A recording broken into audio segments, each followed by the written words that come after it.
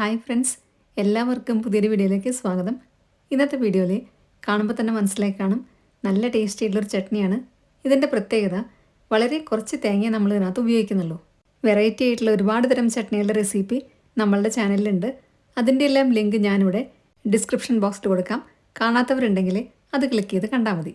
ഇഡ്ലിയുടെയും ദോശയുടെയും വടയുടെയൊക്കെ കൂടെ നല്ല കോമ്പിനേഷനാണ് ഈ ചട്നി. അപ്പോൾ നമുക്ക് നോക്കാം ഇതെങ്ങനെയാണ് എളുപ്പത്തിൽ തയ്യാറാക്കുന്നത് എന്നുള്ളത്.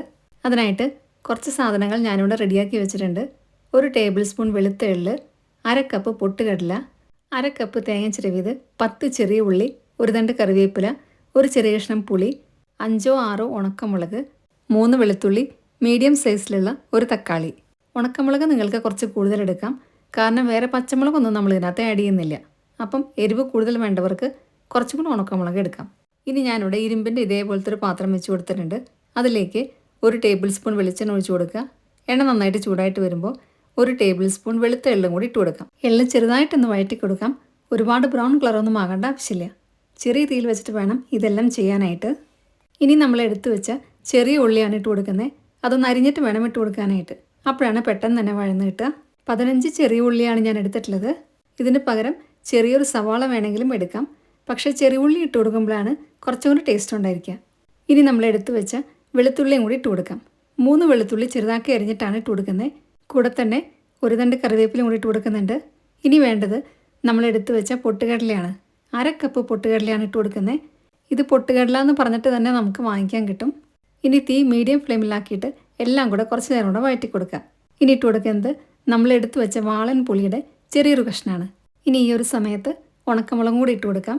ഞാൻ നേരത്തെ പറഞ്ഞ പോലെ എരിവ് കൂടുതൽ വേണ്ടവർക്ക് കുറച്ചും കൂടെ ഉണക്കമുളക് ഇട്ട് കൊടുക്കാം.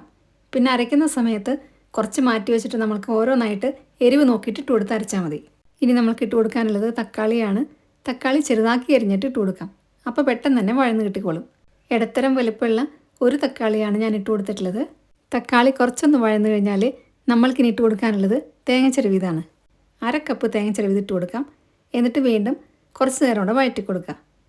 ഇതൊരുപാട് ബ്രൗൺ കളറൊന്നും ആകരുത്. അപ്പോൾ പിന്നെ നമ്മളുടെ ചട്നിയുടെ ടേസ്റ്റ് എല്ലാം മാറിപ്പോവും. ചെറിയ തീയിൽ കുറച്ച് നേരം മാത്രം വഴറ്റി കൊടുത്താൽ മതി. നമ്മൾ ഇതിനകത്ത് തേങ്ങയും കൂടി ഇട്ട് ചൂടാക്കി എടുക്കുന്നത് കൊണ്ട് തന്നെ ഈ ചട്നി അത്ര പെട്ടെന്ന് കേടാവത്തില്ല. ഈ ഒരു സമയത്ത് 1/2 ടീസ്പൂൺ കല്ലുപ്പും കൂടി ഞാൻ ഇട്ട് കൊടുക്കുന്നുണ്ട്. എന്നിട്ട് വീണ്ടും കുറച്ച് നേരം കൂടെ വഴറ്റി കൊടുക്കുക. ഏകദേശം 3 മിനിറ്റ് കഴിയുമ്പോൾ നമ്മൾക്ക് ഫ്ലെയിം ഓഫ് ചെയ്യാം. ഫ്ലെയിം ഓഫ് ചെയ്തിട്ട് ഇത് ചൂടാറാനായിട്ട് മാറ്റി വയ്ക്കാം. ഞാനിവിടെ ഇരുമ്പിൻ്റെ ചട്ടിയാണ് എടുത്തിരിക്കുന്നത്. അതുകൊണ്ട് ഇതേ ചട്ടിയിൽ തന്നെ വെച്ച് കഴിഞ്ഞാൽ ചിലപ്പോൾ അടിഭാഗം കരിഞ്ഞു പോകാൻ ചാൻസ് ഉണ്ട്. അതുകൊണ്ട് ഞാനിത് വേറൊരു പ്ലേറ്റിലേക്ക് മാറ്റി വയ്ക്കുന്നുണ്ട്. ഇനി ഇത് നന്നായി ചൂടാറി വന്നതിന് ശേഷം മിക്സിയുടെ ജാറിലേക്ക് ഇട്ട് കൊടുക്കാം. വലിയ ജാറോ ചെറിയ ജാറോ ഏത് വേണമെങ്കിലും എടുക്കാം. ഏതായാലും നല്ല പോലെ അരഞ്ഞു കിട്ടും. ആദ്യമേ തന്നെ നമ്മൾ ഇതിനകത്ത് വെള്ളം ഒഴിക്കുന്നില്ല. വെള്ളം ഒഴിക്കാതെ ഇതൊന്ന് ചതച്ചെടുക്കണം. 2 ഉണക്കമുളക് ഞാനിവിടെ മാറ്റി വയ്ക്കുന്നുണ്ട്. എരിവ് നോക്കിയിട്ട് ആവശ്യമാണെങ്കിൽ പിന്നീട് ഇട്ട് കൊടുക്കാം. ഇപ്പോൾ ഇതാ ഇതെല്ലാം കൂടെ നല്ല പോലെ ചതച്ചെടുത്തിട്ടുണ്ട്. ഇനി നമുക്ക് ഇതിനകത്തേക്ക് കുറച്ചും കൂടെ വെള്ളം ഒഴിച്ചു കൊടുക്കാം.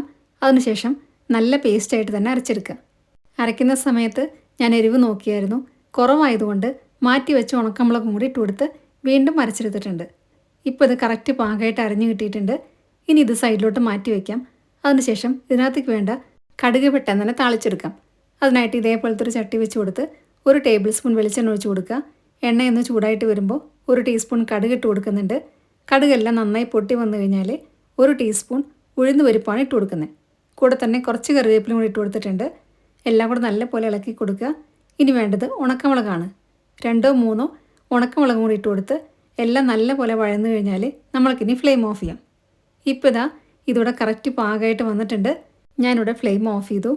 ഇനി ഇത് നേരെ നമ്മൾ നേരത്തെ തയ്യാറാക്കിയ ചട്നിയിലേക്ക് ഒഴിച്ചു കൊടുക്കാം. ഇപ്പോൾ ഇതാ കുറച്ച് കട്ടിയായിട്ടുള്ള ചട്നിയായിട്ടാണ് ഞാൻ അരച്ചെടുത്തിട്ടുള്ളത്. ഇനി കൂടുതൽ വെള്ളം വേണമെന്നുണ്ടെങ്കിൽ കുറച്ചുകൂടെ വെള്ളം നിങ്ങൾക്ക് ഒഴിച്ചു കൊടുക്കാം. തിളപ്പിച്ചാറിയ വെള്ളം വേണം ഒഴിച്ചു കൊടുക്കാനായിട്ട്. അപ്പോഴാണ് ചട്നി കേടാവാതിരിക്കുക.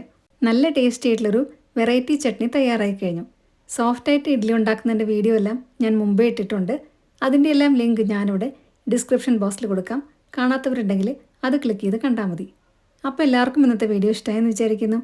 വീഡിയോ ഇഷ്ടമായിട്ടുണ്ടെങ്കിൽ നിങ്ങളുടെ ഫ്രണ്ട്സിനും റിലേറ്റീവ്സൊക്കെ ഷെയർ ചെയ്യാൻ മറക്കരുത്. സബ്സ്ക്രൈബ് കൂടെ ചെയ്യുക. അതിൻ്റെ സൈഡിലുള്ള ബെല്ലൈക്കണിൽ ഓൾ എന്നുള്ള ഓപ്ഷനൂടെ ക്ലിക്ക് ചെയ്യുക. അപ്പോൾ നെക്സ്റ്റ് ടൈം ഞാൻ വീഡിയോ ഇടുമ്പോൾ പെട്ടെന്ന് തന്നെ നോട്ടിഫിക്കേഷൻ വരുന്നതായിരിക്കും. ഇനി ഫേസ്ബുക്കിൽ കാണുന്നവരാണെങ്കിൽ നമ്മുടെ പേജ് ഫോളോയും ലൈക്കും കൂടെ ചെയ്യണേ. ഈ രീതിയിൽ ചട്നിയൊക്കെ ഉണ്ടാക്കി നോക്കിയതിന് ശേഷം നിങ്ങളുടെ ഫീഡ്ബാക്സ് എല്ലാം കമൻസിലൂടെ അറിയിക്കാൻ മറക്കരുത്. നല്ലൊരു വീഡിയോ ആയിട്ട് വീണ്ടും കാണാം. താങ്ക്